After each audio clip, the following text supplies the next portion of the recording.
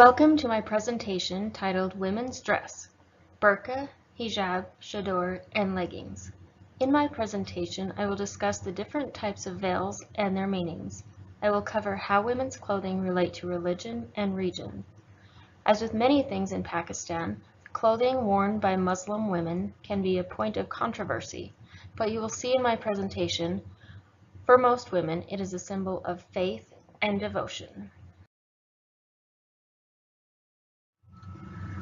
The burqa is the most concealing of all veils. It covers the entire body and usually has a double mesh opening for the eyes to see out of. The burqa is becoming less common and is even banned in some countries. The hijab is the most commonly worn. It covers the head and chest and are mostly only worn in front of men that are not in the immediate family. The word hijab, which means partition or curtain in Arabic, appears in the Quran. Although it is not used in relation to women's clothing, the concept of modesty and dress does appear in the Quran. The chador is a full body cloak with a smaller scarf worn underneath. The chador is mostly worn by women in order to distinguish themselves as Muslims. The chador does not fasten. It is held together by clasping it together with your hands tightly under the chin. There are some accompanying rules to wearing veils. The veil should always cover the neck, chest, forearms, and ears. The clothing should not bring attention to the woman.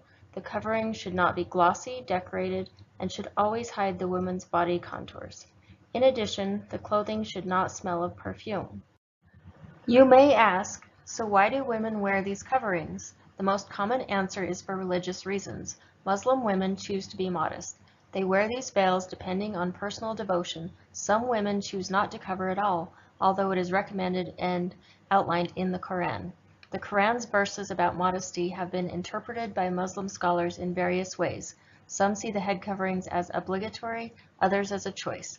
Other factors that affect veil wearing are geography, ethnicity, and political systems.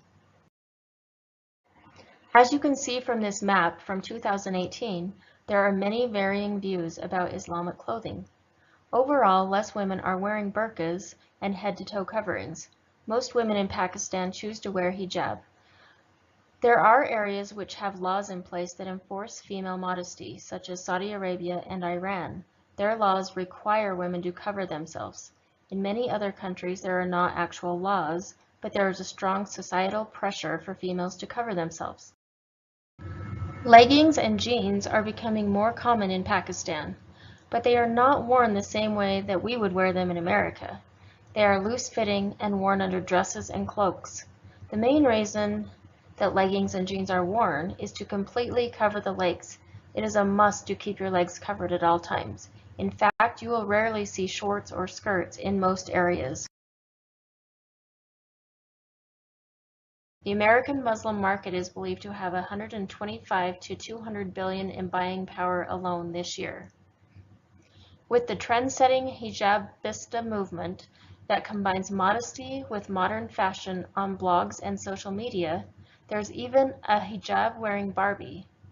The hijabi, who has become an international Instagram star, has over 75,000 followers. Headscarves have reached such a point of saturation and acceptability that fashion companies are now incorporating them into their collections and ad campaigns, signaling a recognition of the buying power of headscarf-wearing communities around the world.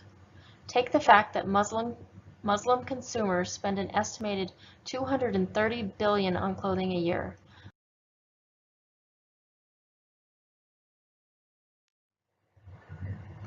The headscarf has been banned, it has been made mandatory, it's held as a symbol of religious virtue, it's accepted as a means of controlling female sexuality, it's politicized by governments and colonizers across the world. The veil has been manipulated and misinterpreted. It is seen as both a sign of liberation and imprisonment. It is seen as a sign of progression and regression. It is a source of friction both outside and inside the communities that wear it.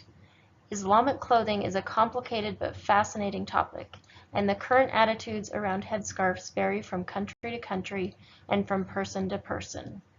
That concludes my presentation. Thank you for watching.